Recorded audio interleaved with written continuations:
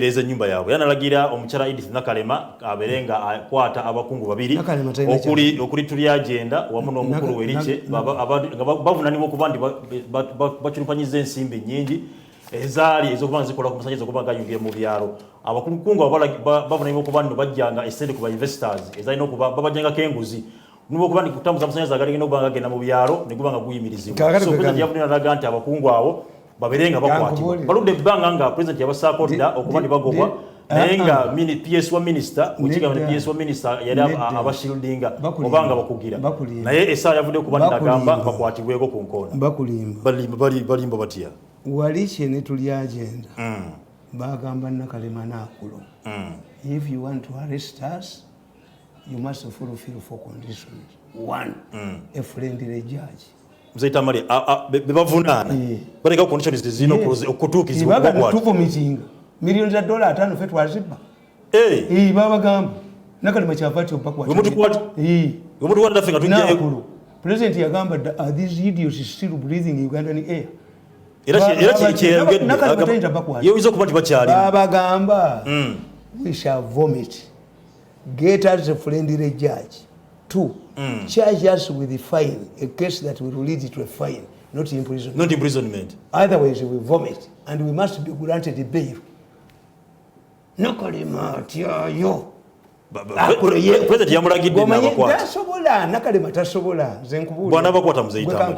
Bwana bakwata. Kino ekibaluwa kye baleese kiki. Kyobula mu magambo tribalism mutakola. They prefer to deal with Waliche Mugishu, but they are fighting to hey a Mukiga from Lukongiri. And most of those people are stealing the money who stole the 50 million from Reya.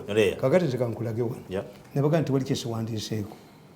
I gig report on issues alleged massive corruption at the rural electrification agents. Reya. Nakawandikati.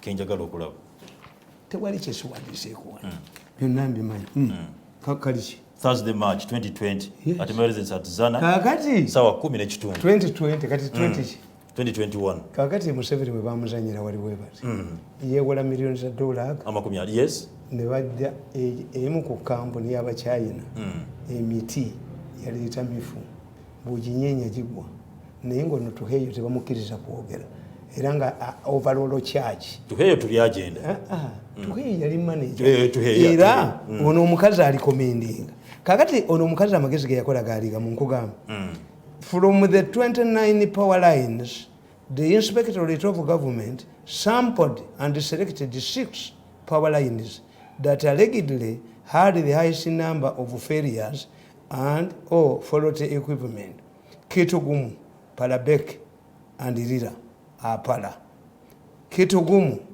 Padive Lokungu Yibanda Kabujogera Kamwenge zozo nanfu masanyalazi Yibanda kazo rusherere power line Polochiwament reference mu Kabali Kisoro power line mfu Masindi wakibulisa mfu kakati biro byonna kati omukazi yali mugezi nnyo Museveni kyapata sola ba mafia bano omukazi oyo bwategeera nti babbi bawalishe naye bantu be ayi gigi found MD innocent tukayo kubatagala akomewo kyobola bafulumiza ekivaluwa ne bakwata omusajja lutwama yinginiya ne bageranga gundi yaweddeko kitutu namukwata namusiba kitutu singa wasibanze tewali tusembale singa amagulu mawanike singa kitutu amagulu mawanike mulago nzi sizanyirwako omusajja oyo lutwama yajje wange nga bamunonya nga asula mu barracks nga lwanya famu ya kitaawe abaganya okubba ne katambulya konze nakamuwa yasanga ndi mulwadde nnyo nkubira busajja bwange esimu ne banga muweeko kukako tebajja mukwata ka emotoka yefuula ejjoko lya kitutu nali mufungudde embugo ne president mzeta president nalagira kitutu aberenga abantu bono bawumuza I gig found MD innocent in view of the findings. The Inspectorate of Government recommends that Executive Director Reya should, among other things, go recommending 1.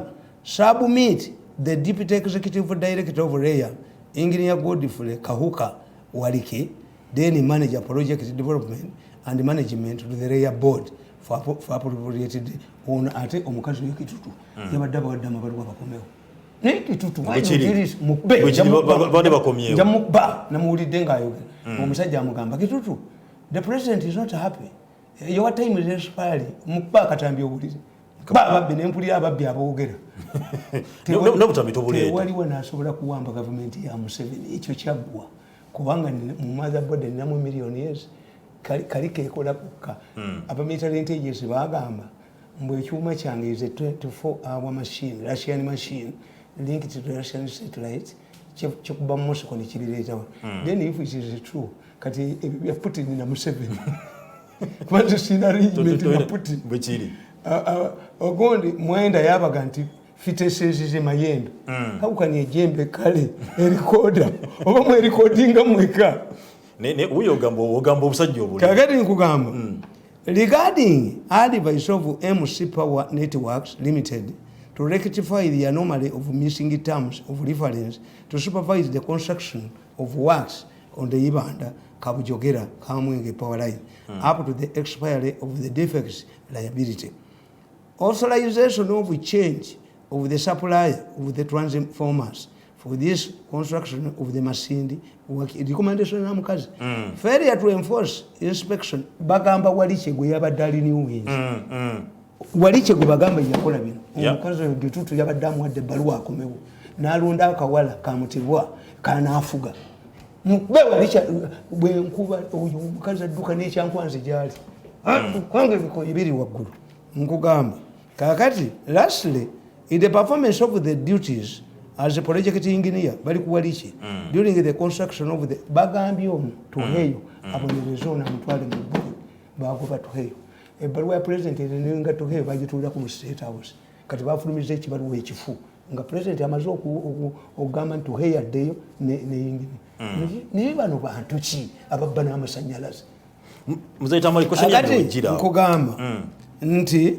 akugamba nti submit the following contractors to PPDA for suspension blacklisting amakampuni gaga MS Kets International Limited MS Power Network Limited gano gonna amakampuni omukazi yagalista mabbi uyaye gigi naye amagezi g'omukazi onaye gigi mugezi nnyo babbi 50 bwe yalabanga nga babbi millions za $2 siri mu sente za Uganda meka obumbi nga mukaaga ngali commending nti basasule millioni 2 fine that woman muyagonye babbi obumbi nga mukaaga nga musanvu plus nga era yabagamba yabatwala mu disciplinary action si president yabagamba kubase kitutu why don't you respect your head and design are you the only Ugandan ayani engineer muzaita mali muna Uganda yebuuza nti president nabanga alagidde abantu bano bakwatibwe kira badde bamba ne basigalanga webali bali babagamba anyabo amanyi bagajjawa oza sogeranga kona waliche amanyi bagajjawa basajja kubanga basigalawo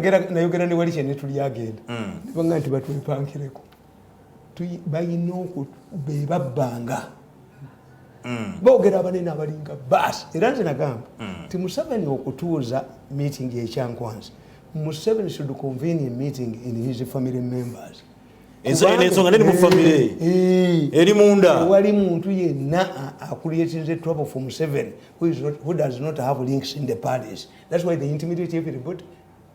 Oyo gundi yayogera uyo mukazi mulondo yagamba bamulimba naga nti kadaga yankubira simu mukatuli kimunange ne mukatwashomerako go nangamba nti njagala onyambe Kadaga is using a wrong whistleblower democratic material ababbye sente 54 billion from Yesimba betonze wa Museveni kakati bwe bo defending katoba mai tewali noyo kasoli we Kenya tewali bana Kenya bagobye kasoli is a feud between the two family members omuyatira munne kinono na tachi ebijanjalo ne gundi n'obuwunga ebyaponye ani yabyomwetaka yali wa Bobi Wine. All of these issues, the people who are causing Museveni trouble originate from the palace. So even if he addresses your brother, Nawandika Katabu Kangde, State House cast, leaders in Uganda leave their enemies inside the State House. Okay. Tewali kintu wano kikoleddwa nga abakikoze kakati ogani mulimu baki. A minister is fighting to be retained in the cabinet. No, he was thinking help Museveni. Don't ask him. Arrogance yabwe tugula omanya abamawulire babagula billion 10. Lady paper bajiwa billion 3 mwenda billion 3. What are we paying? Kanku bekasajja bajja kubetenta omutwe.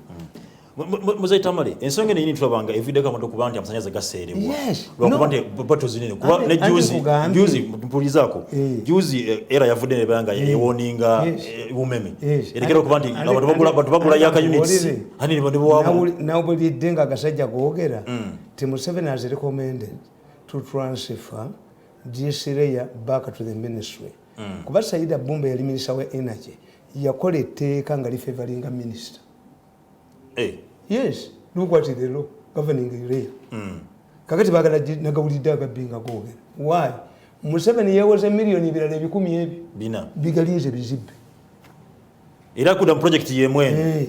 Ate byali badde bizibba singa samuweereza butambi nga bitudde. Nimuganyi gaga agabbi. Abantu bangi bateka bafuna essuubi bawaliza mu nyumba zaabwe. Kana akasajja kakabusenga kali kalowooza mbuke kagenda okubeera ako kaagu kakubaba naye kulu byayigira kuno. Omanya Allah yakola emitima gy'abantu. Omuntu alwadde sirimu n'omuteeka ku luggi lwa loogi nga yenna ebiwundu bimu era benda baga ekyo kisiraani kati kulu bya bwatunuuliro ono atakyalina walaga kukumi daziti kulu byatalituukako okwekeka mu kkanisa ya Bugembe kulu byataliyekwekako mu kkanisa ya Bugembe the most popular Katikkiro entwala gye bamutwalamu ate kankubuulire ensonga za Katikkiro Muzeyi Tamale twandizirese gwe kankubuulire wotegeerera nti Katikkiro agenda yesanyu lyo Mayiga tuva ku kyalo kye kati waki osanyuka nze Mayiga kyansanyusaako ebintu byabikola ng'abyagala yakanga bazengalabi mu kibuga nalaba jja abaana abato nga bagitunuulira tobiddamu byogera no ku Sunday tobiddamu ebyengalabi yokanga badde bweti mu kibuga oba yaani oba Ssekabaka kye yalina abakazi abangi gwe bagulamu engalabi Mayiga naddira empologoma nakituusa ekifaananyi kya Bikira Maria ate nga eri eno omutwe ekunemidde eno empologoma ginewaayo ebintu byamamegazo wotegerera ukundi inginiya okumugoba emmengo namugamba inginiya mukoddomi wange namugamba kwata ekiti kyabwe kiddamulo kibaddire nga basooseka ebiwandiiko wansi eno baseeseka mubbi kwata ekiti kyabwe kikanyuka obaviiri kati Mayiga balukooti kasola babulukooti obwo Mayiga yagenze kalukooti kagamba Kabaka waffe mutwe tumwejjanjabire naye nokaga nti suula w'ekikubya tekalina enjovu eremererwa abaana kasitoola babulukanzu obwo obuyina ekanzu es'ebikwaso Mayiga bwategese butegese Mayiga kibugenda omukola bwategese okwesuula mu luguudo konvu ya Mayiga etomereko kamu olabe Mayiga aweeyo ddamula yeddira ewakolebe ate kati buyinza omuganga kati Mayiga n'amala omanyi Buganda tefugibwa kulogiki kati Mayiga n'amala wayo eddagala kati buga amazomo obutwa kati agenda Muzeyi Tamale ensonga twagimaliriza Buganda nze bakola emmengo nze nakolayo ne baŋŋamba ekisooka bw'oba oyisinganya n'owekitiibwa otula ku ekyani bwegamba buli lwobanga omaliriza pulogulamu Ssaabasajja Kabaka lwaki mmange tawangaala ne mbugamba salize wano nti kolya Kabaka pemmi ebyakabaka birala. Muzeyi Tamale tuva tutya mu nsonga y'amasannyalaze eno kakati ensonga y'amasannyalaze kirina okuba nga kikolebwa nkubuulidde the issue is president has $400 million that loan had already been secured ne bakola kyonna okuzibba mu election kakati what the president needs I heard that Museveni is looking for an engineer engineer oneege yaliyo the question is an engineer